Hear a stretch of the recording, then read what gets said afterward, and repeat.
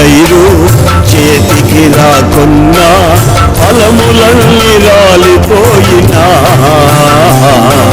సిరి సంపదలన్నీ దూరమైపోయినా నేను చెల్లించనులే.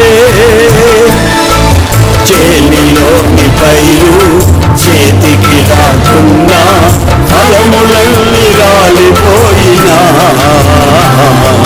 సిరి సంపదలన్నీ దూరమైపోయినా నేను చెల్లించనులే.